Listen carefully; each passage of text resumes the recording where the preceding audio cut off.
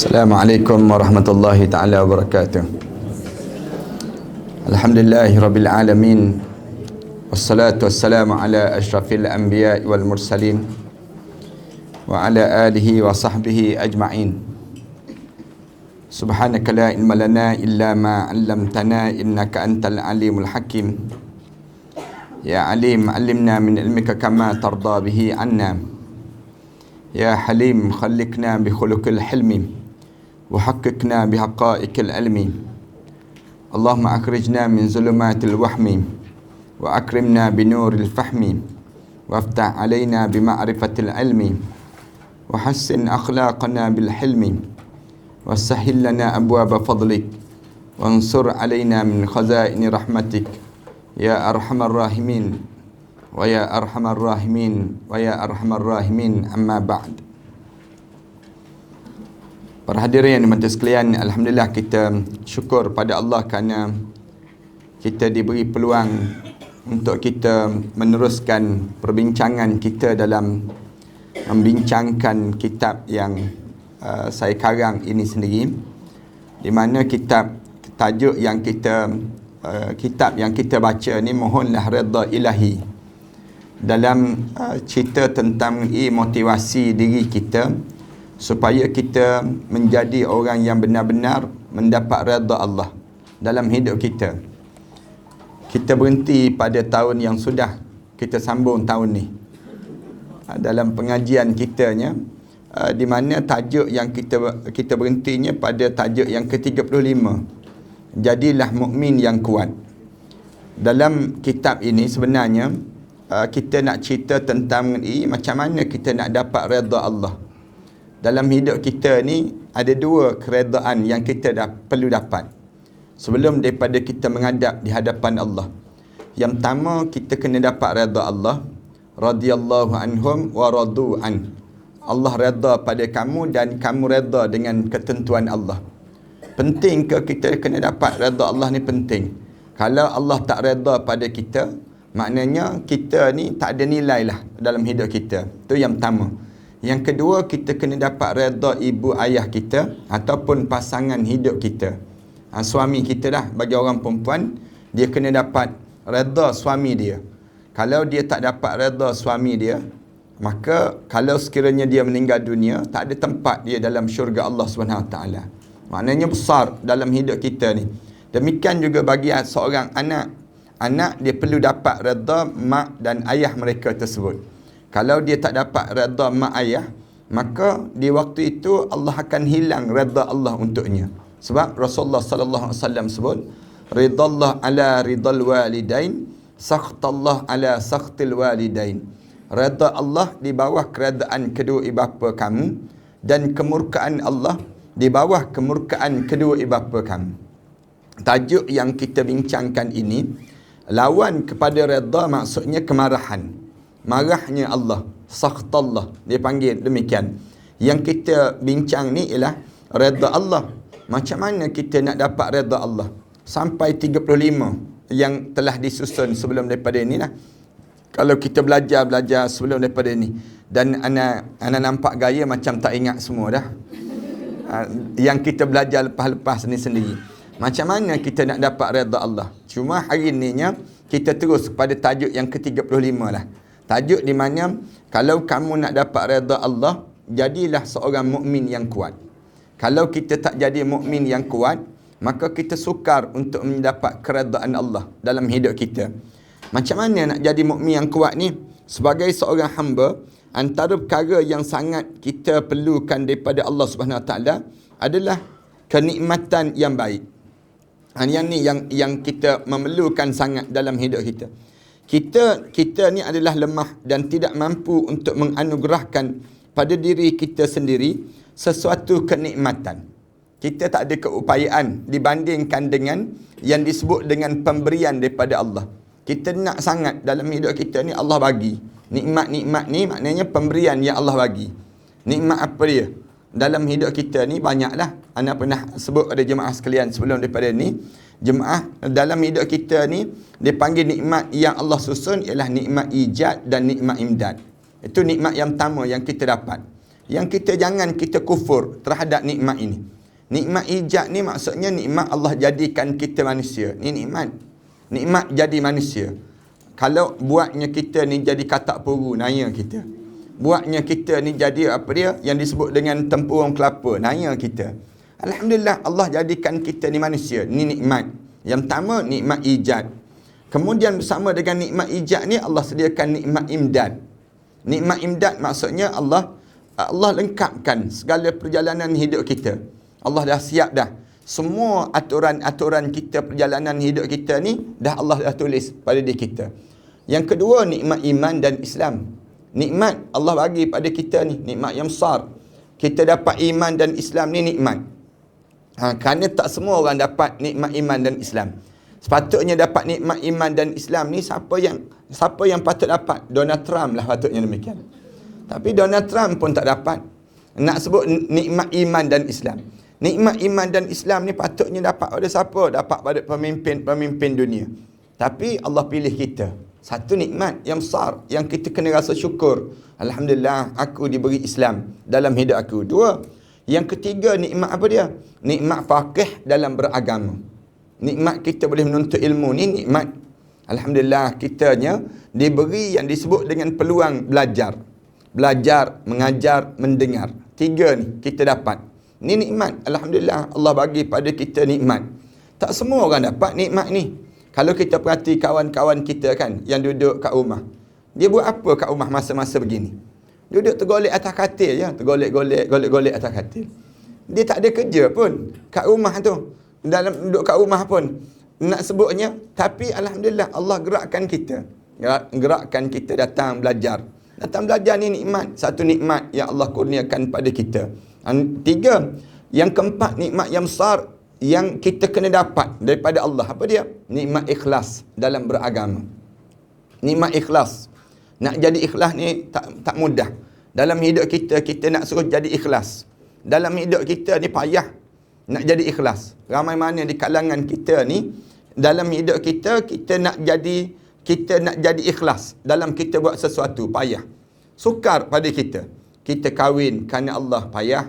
Kemudian kita nak datang ke majlis ilmu payah kerana Allah. Ramai mana datang ke majlis ilmu ni kan? Datang orang tanya kenapa datang belajar? Jamuan disediakan besok. Nak sebutnya payahnya nak datang. Kerana pada kadang-kadang dalam hidup kita nak jadi ikhlas ni payah.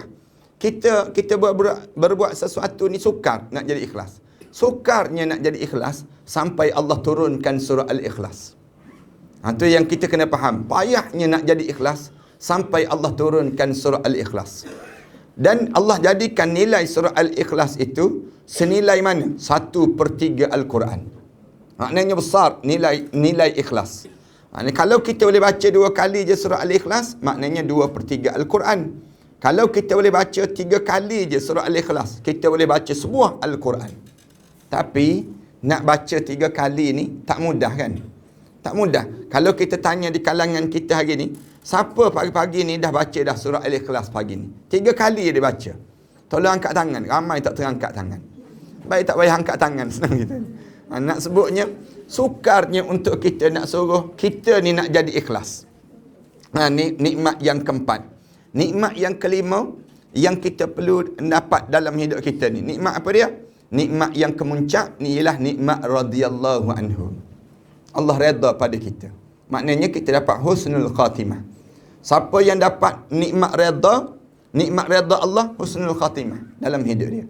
Yang ni yang kita sedang tunggu. Nak dapat yang ni kita perlu betul banyak dalam hidup kita ni. Nak sampai pada kemuncak dia panggil radhiyallahu anhum ini. Yang ni yang dimaksudkan kita ni lemah dan tak mampu untuk menganugerahkan pada diri sendiri sesuatu kenikmatan. Dalam diri kita ni tak ada kekuatan. Tapi yang boleh bagi pada kita ialah Allah. Maka disebab itulah kita didambakan nikmat Allah untuk keperluan hidup kita ini. Sebab tu kita perlu pertolongan Allah. Ataupun perlu kepada bantuan daripada Allah. Untuk diri kitanya dapat yang disebut dengan anugerah daripada Allah. Namun ketika ramai manusia berhajat kenikmatan seperti kekayaan, kebahagiaan, kemewahan dan sebagainya, Sebenarnya ada yang terlupa akan nikmat selain daripada itu. Ada di kalangan kita, kita nampak nikmat ni bila? Bila kita boleh beli handbag yang mahal-mahal. Kita rasa kita dapat nikmat bila? Bila kita dah dapat yang disebut dengan jubah yang mewah-mewah. Kemudian kita rasa nikmat bila? Bila kita boleh makan makanan yang sedap-sedap. Yang ni kita rasa nikmat. Tak, ada yang terlupa nikmat lebih daripada itu. Bahkan ia sangat besar untuk dibandingkan dengan nikmat-nikmat di atas. Nikmat kesihatan, pernafasan, melihat dan berfikir adalah antara nikmat yang Allah berikan dan ia ada pada diri masing-masing. Nikmat yang lebih besar lagi apa dia? Daripada kekayaan. Nikmat sihat. Nikmat sihat ni tak terbayar kita. Tak terbayar dalam hidup. Senang bahasanya. Tapi kita terlupa nikmat sihat. Rasulullah sebutkan, nikmatani maghbunun fihima katsirun minan nas. Dua nikmat yang kebanyakan manusia ni lupa. Yang Allah bagi pada diri dia. Nikmatani maghbunun fihima katsirun minan nas. Dia jadi tak ingat kita nikmat ni. Terlupa kita nikmat ni. Yang kita rasa nikmat bila rumah besar. Nikmat bila kereta mewah.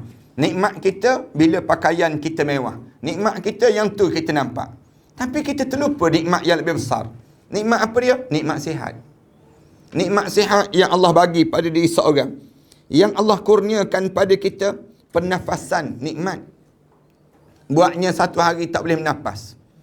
Menafas kita je dalam keadaan susah dan sukar. Kan hilang nikmat tersebut. Kemudian nikmat apa dia?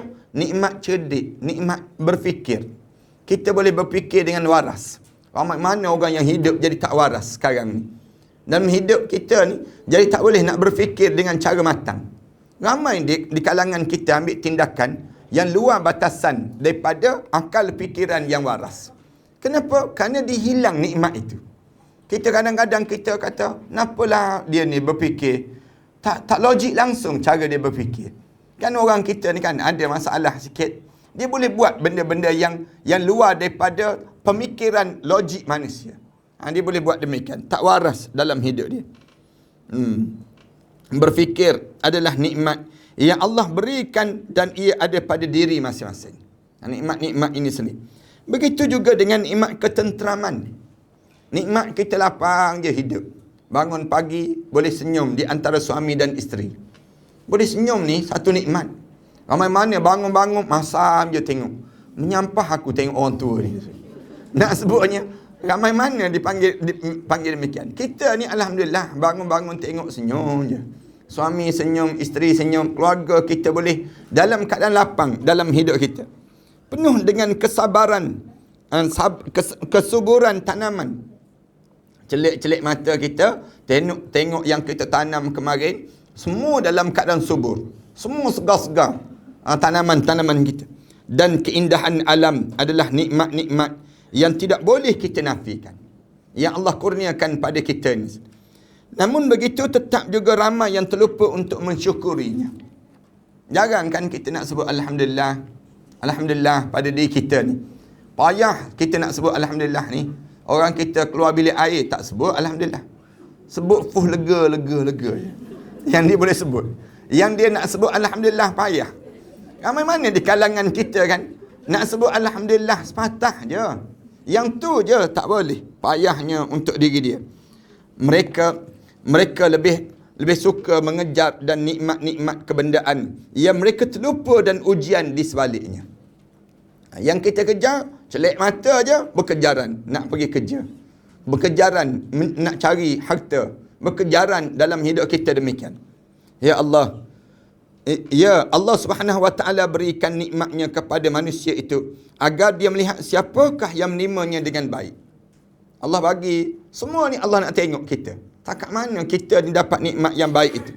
Kadang-kala Allah Subhanahu Wa Taala berikan semua nikmat seperti nikmat berpasangan. Kadang-kadang kan Allah bagi nikmat ni. Syukur, patutnya kita syukur. Ramai mana di kalangan kita yang tak ada pasangan. Yang nak sebutnya kita ni alhamdulillah. Dalam hidup kita ada pasangan. Walaupun berkelahi tiap-tiap hari dipanggil. Dalam hidup kita ni, tapi kita ni ada juga pasangan. Orang lain tak ada pasangan. Tak tahu dengan siapa dia nak berkelahi. Dalam hidup dia. Kita ni, tapi janganlah tiap-tiap hari pula lepas pada ni. nak sebutnya gambaran bagaimana Allah bagi nikmat berpasangan. Allah kurniakan kita anak-anak, nikmat dalam hidup kita, keluarga dan banyak lagi ada, dan adalah bertujuan untuk melihat bagaimana kita menerima nikmat yang telah diberikan tadi. Ini terpulang pada kita lah. Kita nak, Allah nak tengok setakat mana aku bagi nikmat ini. Kamu jadikan nikmat tadi setakat mana yang sepatutnya kamu syukuri dalam kehidupan kamu tadi. Sebab tu Allah Subhanahu Wa Taala sebut dalam Quran kan. Dalam Al-Quran Allah Subhanahu Wa Taala sebut, walau basatallahu rizqa li ibadihi labaghaw fil ard walakin yunazzalu biqadarin ma yasha. Kalaulah Allah nak bagi, kalaulah sekiranya Allah bagi segala benda yang kamu minta di atas muka bumi, labaghaw fil ard, nescaya kamu akan menjadi manusia yang melampau di atas muka bumi. Walakin yunazzalu biqadarin ma yasha. Tapi Allah turunkan pada kita ni dengan kadar-kadar saja. Satu kita ni jangan mengeluh, alah sikitnya rezeki aku ya Allah. Jangan. Bahkan kita sebut, alhamdulillah kamu bagi rezeki dalam hidup aku ya Allah. Ini cara dalam hidup kita demikian. Jangan kita ajar pada kita ni rasa tak cukup memanjang. Jadikanlah dalam hidup kita ni terbaik dah yang aku dapat ni ya Allah. Dalam diri kita ni kita kena rasa demikian pada diri kita. Barulah kita ni akan jadi orang yang sentiasa bersyukur dengan nikmat Allah. Ni tak kita tengok nikmat orang je. Tengok handbag orang, mata kita menjeling je kita. Tengok je jubah orang, bukan main lagi kitanya. Jangan demikian. Bahkan kita diajar supaya apa dia? Letakkan dalam diri kita ni, alhamdulillah aku dah dapat dah. Handbag aku aja ni motor je, misal contoh. Tapi rasa nikmat dalam hidup kita. Ini biar kita rasa demikian. Ni lepas pada ni tengok handbag masing-masing tak kena. Kemudian benar, setakat mana manusia boleh menerima nikmat itu serta bagaimana kita mensyukurinya. Allah nak tengok. Tiap kali mana Allah bagi nikmat pada kita, Allah nak tengok macam mana kita mensyukuri nikmat tadi. Dalam hidup kita ni macam mana kita lakukan terhadap nikmat-nikmat yang Allah bagi pada kita. Mana orang kita ni yang dibagi tu dia tak pernah rasa syukur. Dia sentiasa tamak dengan yang lain. Akhirnya bertimbun-timbun dalam rumah dia. Barang-barang dalam rumah dia kan. Cuba setengah-setengah jemaah kan, kalau kita pergi rumah sahabat-sahabat kita dan sebagainya, kadang-kadang kita nak masuk rumah dia pun susah. Banyak sangat barang. Kita kena melalui jalan-jalan celah-celah gitu je. Kenapa? Kerana banyak sangat barang dia. Dia asyik mengumpul, membanyak. Tapi ada setengah rumah orang yang kita pergi kan, kita boleh berjalan bebas, walaupun rumah dia kecil je. Tapi tak ada barang pun. Tak ada pun barang-barang yang dia nak tunjuk banyaknya barang dia. Nak sebutnya gambaran apa dia? Dia pandai mensyukuri nikmat yang Allah kurniakan padanya. Ni kadang-kadang pinggan mangkuk tu kan penuh dalam almari. Tak guna-guna pun. Hanya sekadar untuk disusun dalam almari saja. Disusun dalam hidup ni. Bukan orang tempat ni orang Australian. Nak sebutnya macam ada yang terasa je nampak gaya ni. Adakah kita guna nikmat itu dengan penuh kesyukuran? Dalam hidup kita ni, apakah kita guna nikmat itu dengan penuh kesyukuran? Menjaganya dengan cara yang terbaik. Mengembangkannya, mengambil dan memberi manfaat. Atau mungkinkah kita menjadi manusia yang kufur akannya? Ramai mana di kalangan kita ni, bila Allah jadikan banyak nikmat, jatuh kufur dalam hidup dia. Na'udzubillah min dzalik. Kita ni jangan nampak kafir itu saja, jangan. Tapi kena tahu juga adanya orang yang jadi kufur. Kufur terhadap nikmat. Ramai orang kita jadi demikian. Orang kita dia takut jadi kafir, tapi dia tak takut jadi kufur.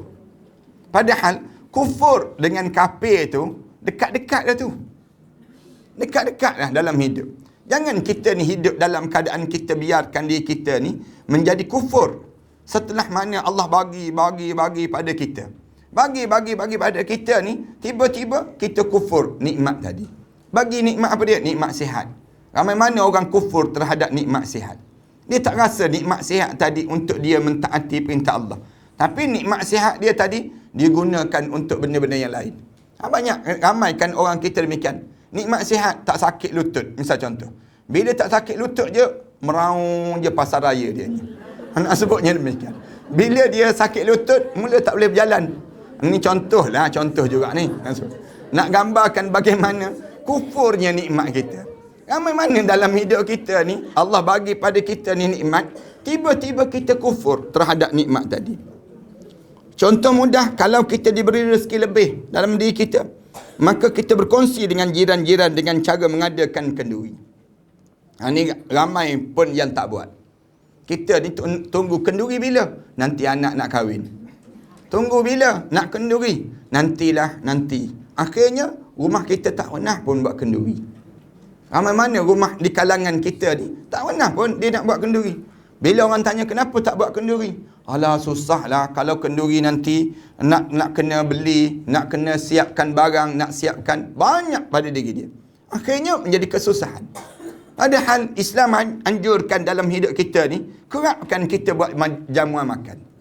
Jamuan makan di kalangan kita ni, dia akan menambahkan lagi apa dia?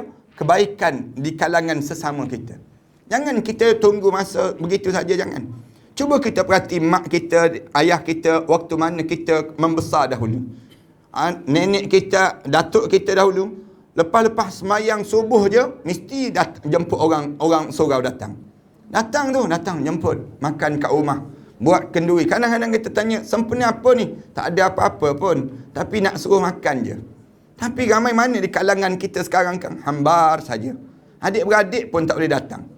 Kenapa tak boleh datang? Kerana kita sibuk dengan mengumpul dan mengumpul nikmat. Bila kita mengumpul, sehinggakan kita jadi tu kufur dalam hidup kita. Kerana apa dia? Kerana kita tak bersiap dalam keadaan-keadaan yang sedemikian rupa. Kita pun payah kan. Pergi ke restoran, makan satu meja ramai-ramai, bayar asing-asing. Nak sebut macam demikian. Nak gambarkan tentang bagaimana susahnya kita nak bagi makan pada orang. Padahal kita dah duduk ramai-ramai dah kan. Bila kita duduk ramai-ramai, seeloknya apa dia? Pada diri kita. Diamlah kita pakat berlumba untuk bayar. Inilah peluang untuk kita dapat pahala. Tapi kita tak rasa benda yang sedemikian rupa. Ada yang jawab, dia kata, bukan tak nak bayar Ustaz, asyik saya saja yang bayar. Bukan tak nak bayar, asyik saya saja yang bayar. Tu yang malah bayar tu. Apabila ditanya, kita katakan bahawa baru dikurniakan beberapa rezekinya yang ingin meraihkan bersama jiran-jiran. Maknanya kita kembangkan nikmat tadi. Beri kelebihan pada orang lain dengan nikmat yang telah Allah kurniakan pada kita, menjadikan diri kita kuat. Siapa-siapa yang dalam hidup dia banyak memberi, dia akan jadi mukmin yang kuat. Mukmin yang kuat ni, bila kita sentiasa agihkan segala nikmat yang Allah bagi pada kita ni, bagi pada orang lain, kita akan jadi hebat dalam hidup kita ni.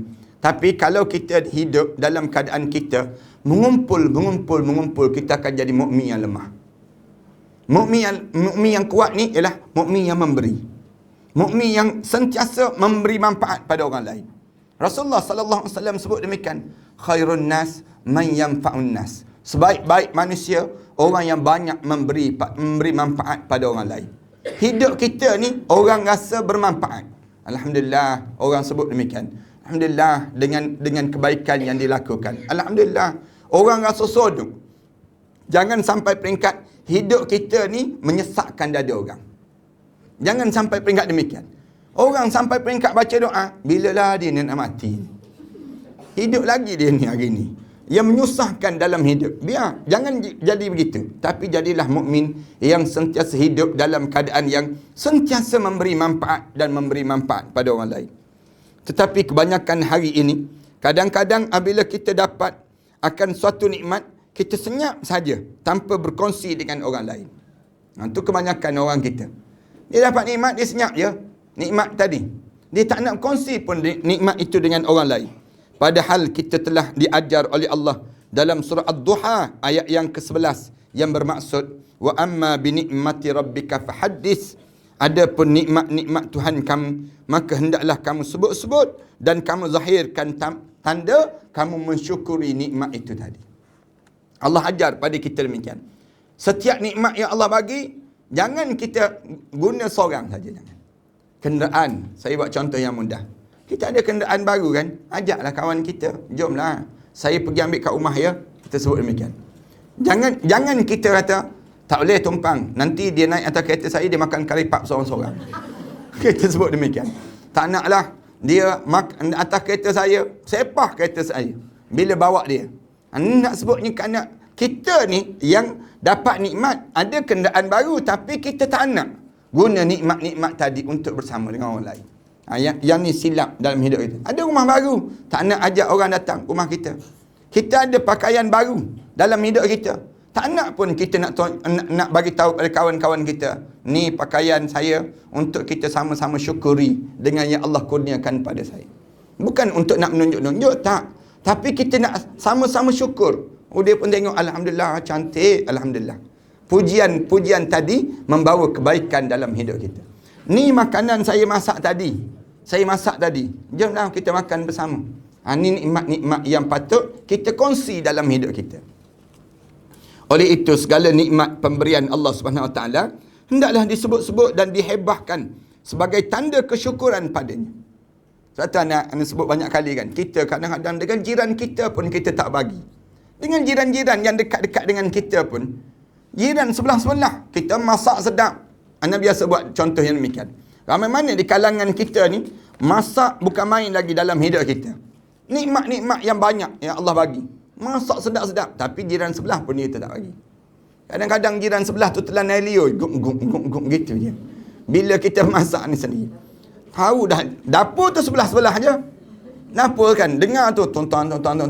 Kadang-kadang bunyi tu, lesung tu ketung. Lesung kat tu sebelah tu. Ni mesti masak lemak sedap ni kata. Tapi sampai tengah hari, kawan tersebut tunggu, tak ada pun sampai. Maknanya kedekutnya kita. Bukan pula bermegah-megah. Allah bagi nikmat ini bukan untuk tujuan bermegah, tidak. Bukan tujuan untuk nak menunjuk-nunjuk. Ini yang dilakukan oleh Barat. Barat, dia bila dapat satu benda, dia nak tunjuk-tunjuk. Cara Barat. Islam tak. Dia nak dapat satu benda dengan tujuan untuk disyukuri. Disyukuri bersama. Bukan dengan tujuan nak menunjuk-nunjuk, tidak. Beza dipanggil demikian. Ni perbezaan kita dengan mereka lah. Kalau Barat, dia dapat apa saja, dia akan nak tunjuk, dia tak nak tunjuk. Tapi kita orang Islam, kita diajar supaya apa dia? Syukuri dan nikmati bersama. Setiap benda yang kita dapat, jangan kita ni menyusahkan orang dengan nikmat-nikmat tadi, menyakitkan hati orang. Orang kita budaya baru sekarang ni, kalau dapat je nikmat, dia ambil gambar, dia post dalam Facebook dia. Dia tunjuk dalam Instagram dia. Makanan, dia masak sedap-sedap, dia ambil gambar. Dia ambil gambar, dia post dalam Facebook dia. Lepas tu kawan dia pun tulis, nyam. Kawan dia tulis. Dia mulai tu, sedap dia tulis. Dia pun jawab, hi. Dia jawab demikian. Nak sebutnya gambaran pada dia. Menyakitkan hati orang. Orang tu boleh makan ke? Tak boleh makan pun. Tak boleh pun. Habis tu yang kamu tunjuk tu untuk apa? Untuk apa kamu tunjuk demikian? Itu contoh kan. Kadang-kadang kita pergi keluar negara, cuti kan, ambil gambar, kita pun buat peace kita. Jalan dengan suami kita, dengan anak-anak kita. Kita tak tahu ke mata-mata yang mandang itu macam mana. Tentulah mata-mata yang mandang ni penuh dengan kedengkian dan kecemburuan. Kadang-kadang ada benda yang kita boleh sebut pada orang-orang yang sama kedudukan dengan kita. Bukan untuk kita nak menunjuk-nunjuk, tetapi untuk kita minta mereka doakan kebahagiaan keluarga kami, doakan untuk keselamatan perjalanan kami dan sebagainya. Tapi bukan untuk kita nak menunjuk-nunjuk. Ni satu benda yang kita kena betulkan balik dalam kehidupan kita. Rosaknya kita. Misalnya apabila mendirikan rumah tangga atau mendapat cahaya mata, kita digalakkan menganjurkan jamuan kenduri kesyukuran. Itu cara demikian. Cara sederhana untuk meraihkannya. Bila kita dapat, sama ada kenduri kahwin ke, ataupun sama ada kita dalam keadaan yang kita dapat cahaya mata ke dan sebagainya, anak-anak kita berjaya masuk dalam asrama dan sebagainya, kita buat kenduri kesyukuran. Dengan tujuan apa dia? Bagi tahu pada keluarga kita, pada orang dekat dengan diri kita, saya dah beri nikmat. Nikmat apa dia? Alhamdulillah, anak saya nak pergi menghafal Quran, misal contoh. Kita rasakan demikian. Jiran-jiran kita pun rasa seronok. Alhamdulillah, Alhamdulillah. Kenapa? Kerana diberi nikmat yang sedemikian rupa. Allah Subhanahu Wa Taala memberikan nikmatnya kepada manusia agar dia melihat siapa yang meremehkannya dan yang mensia-siakan nikmat itu, yang kufur dan yang menggunakan untuk memeranginya. Kemudian ada yang Allah Subhanahu Wa Taala berikan nikmat, tetapi dia gunakan nikmat tersebut untuk kufur kepada Allah. Ramai orang kita demikian. Dapat nikmat, harta dia banyak, mewah dalam hidup dia. Tapi dengan kemewahan tadi, dia lawan balik Allah. Lawan balik Allah. Kadang-kadang dia tak lawan, tapi dia gunakan nikmat dia untuk diri dia.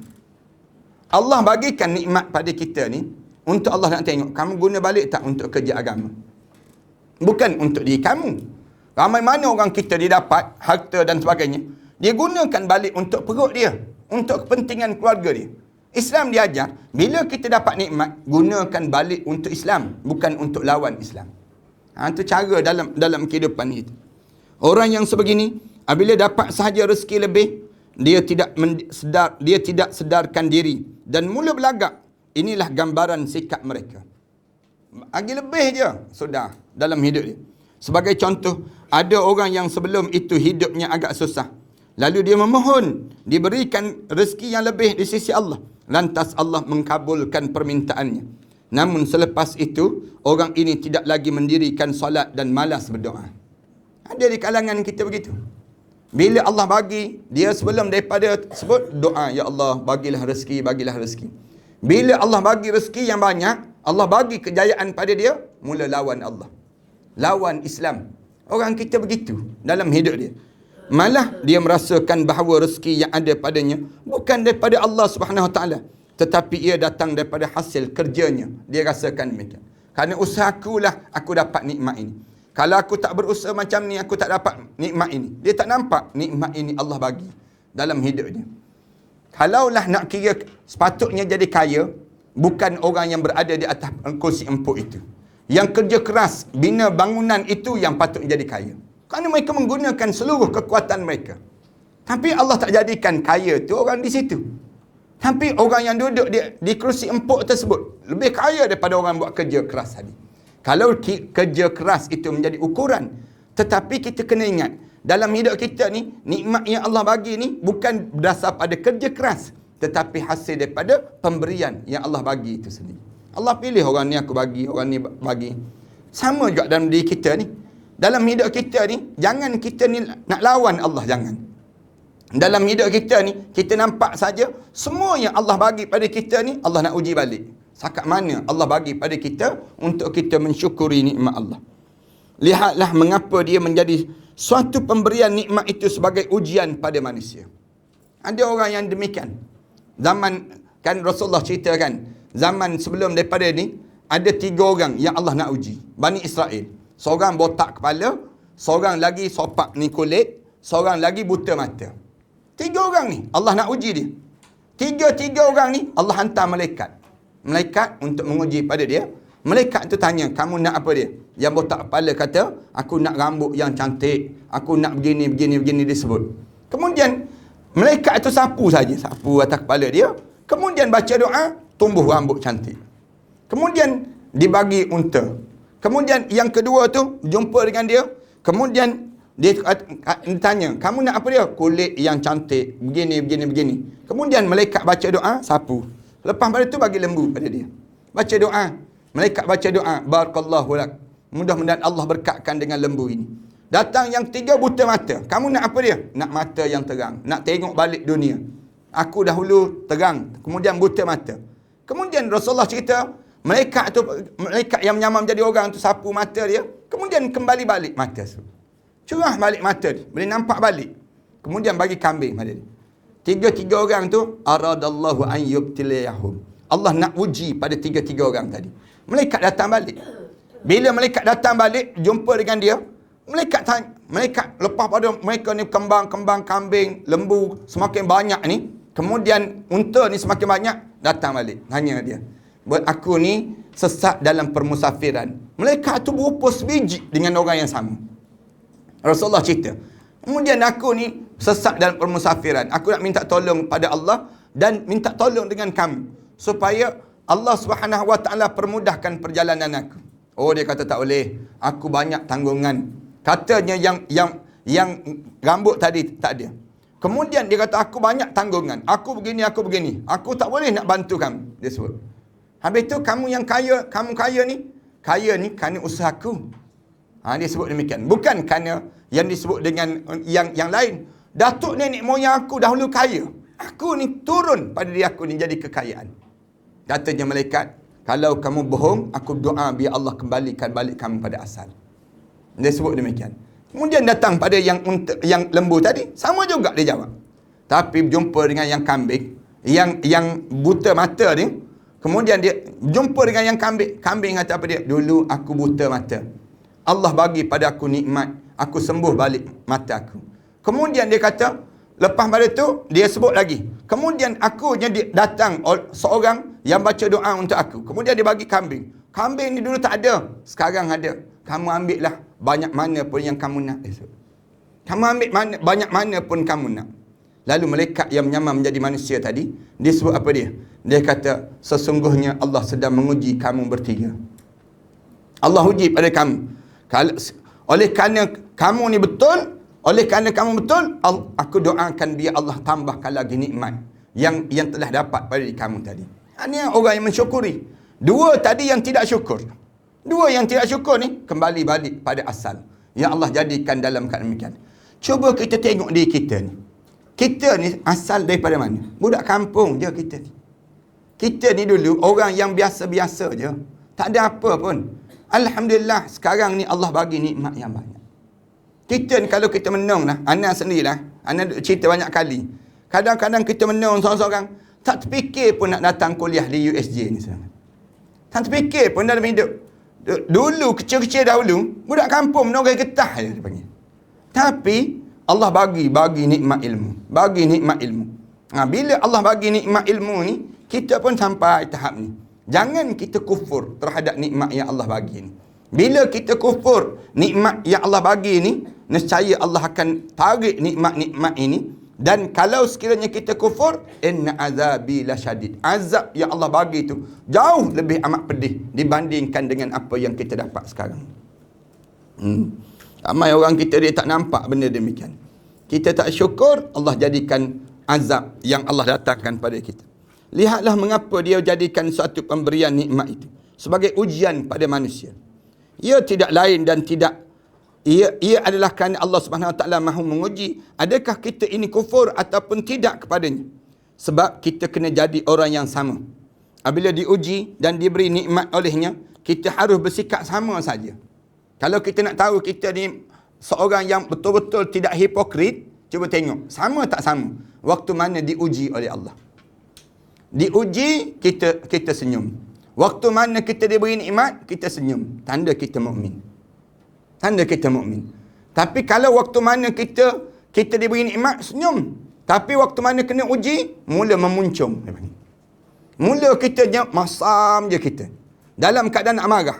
Itu tanda kita ni bukan mukmin. Bukan mukmin yang baik. Mukmin yang baik ialah mukmin yang sentiasa hidup dalam keadaan kita ni sama je dalam kehidupan kita. Allah bagi pada kita begini, tetap kita. Tak ada perubahan dalam hidup. Orang kita ni kalau dia beri nikmat lebih sikit je, mula lain terus pada dia. Yang ni dilarang pada diri kita demikian. Mukmin yang kuat ni ialah mukmin yang sama. Waktu mana kita ada jawatan, waktu mana kita tidak ada jawatan. Waktu mana kita dalam keadaan yang kuat, waktu mana kita tak ada kuat. Sama saja dalam hidup kita. Itu tanda mukmin yang baik dalam kehidupan kita demikian. Bila diuji dan diberi nikmat olehnya, kita harus bersikap sama. Kedudukan kita tiada beza. Inilah sifat orang yang hebat. Tetapi sebaliknya berlaku ketika kita diberi nikmat, perwatakan kita berbeza. Itu mula. Kadang-kadang yang diberi nikmat itu bukan kita, suami kita yang diberi nikmat. Kita yang lebih-lebih pula. Ramai mana orang kita jadi demikian. Suami naik jadi CEO, misal contoh. Isteri dia pun mula kalut. Siapa sekretari dia sebut. Siapa sekretari. Sibuk dia, kejap-kejap pergi pejabat. Kejap-kejap pergi pejabat. Naik menyampah orang tengok muka kita. Nak sebutnya kita lebih-lebih pula. Minta maaf nak sebut. Benda-benda macam ni boleh terjadi dalam hidup kita. Kadang-kadang kita yang lebih. Padahal nikmat itu tak seberapa pun. Kita nampak lebih dalam keadaan diri kita. Ketika kita diberi kesusahan, perwatakan dan cara hidup kita juga berbeza. Maknanya, kita ini orang yang tidak konsisten dalam agama. Maksudnya tak konsisten tu tidak istiqamah. Dalam hidup kita ni biar istiqamah lah. Pada diri kita ni sama je. Orang jumpa kita dahulu, jumpa dengan kita sekarang. Peribadi sama je dalam hidup. Tak ada bezanya dalam kehidupan kita. Kita kena didik diri kita agar boleh tersenyum ketika senang dan tetap tenang ketika mana susah. Kena didik diri kita jadi mukmin yang kuat ini. Namun soalnya, adakah mudah untuk kita berbuat demikian? Ramai orang kita kata, Ustaz, sebut boleh lah. Ustaz sendiri kena pun teruk juga. Nak sebutnya. Kita ni tak mudah. Senang untuk kita ni nak memberontak kan dalam diri kita. Ramai mana di kalangan kita ni, waktu mana kita sebut, kita boleh sebut je teori. Tapi bila sampai praktikal, jadi payah terus. Macam orang yang anda biasa sebut tu lah, yang main bola dengan yang penonton bola. Penonton bola, kadang-kadang penonton tu jauh lebih cerdik daripada yang main bola. Bagi diri dia rasa demikian. Sepak bola pun tak kena dia sebut. Dia boleh sebut, cuba turunkan dia dalam padang tu nanti. Kadang-kadang yang menonton tu lebih bijak daripada yang main, dia panggil. Ni sama juga dalam hidup kita. Di sudut teori senang, praktikal tu susah. Tapi kita kena latih lah. Dia akan ambil masa. Sebab tu, Ana suka kalau jemaah-jemaah belajar kitab-kitab macam ni. Dulu kita belajar kitab La Tahzan. Usahlah bersedih. Kita membina peribadi kita. Kita bina jiwa kita. Habis kitab tersebut. Supaya tak sedih. Tiba-tiba sedih juga saja. Nak sebutnya. Memang teruk sungguh lah kita. Sambung pula belajar kitab ni. Mohonlah redha ilahi. Tiba-tiba tak dapat redha juga nanya kita. Saya sendiri sudah susah untuk melakukan. Maknanya nak sebutnya susah untuk kita nak buat. Tetapi ini bukan masa untuk kita berdalih. Bukan masa kita untuk memberi alasan. Dalam setiap kerja kita kena berlatih. Kena buat latihan. Latihan. Macam bangun tahajud malam. Kena latih. Baca Quran. Kena latih. Jangan malas baca Quran. Tiap-tiap hari baca Quran. Jangan malas untuk kita ni. Kita baca sikit tergagap-gagap di kalangan kita. Alah malas lah baca. Kerana gagap. Yang tak tahannya, Facebook rajin pula baca. Instagram rajin pula baca.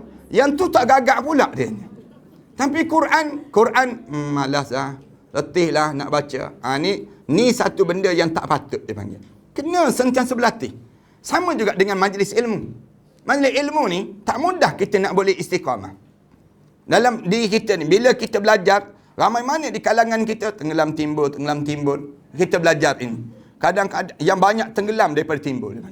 Nak sebutnya, dalam diri kita menuntut ilmu. Tapi kita kena kuat. Jiwa kita kena kuat. Aku mesti belajar. Sampai bila? Sampai aku dipanggil menghadap.